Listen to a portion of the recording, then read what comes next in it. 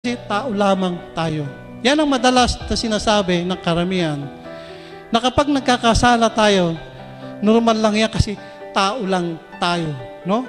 Tao lang tayo. Yan ang laging sinasabi ng karamihan. Ngunit tayo po, hindi na katulad ng dati. Amen? Hindi na tayo katulad ng dati. No? Nung tanggapin po natin ang Panginoong Hesus sa ating buhay, ay hindi na po tayo dapat naroon sa dati. Hindi na dapat manatili yung dati nating ginagawa. Sapagkat ang isang mananampalataya, sa simula na tinanggap niya ang Panginoong Hesus, dapat na hindi na normal sa kanyang paggawa ng pasama. Hindi na dapat. Kaya wag natin isipin na dahil tao lang tayo, nagkakasala tayo. Meron po tayong Diyos sa ating puso.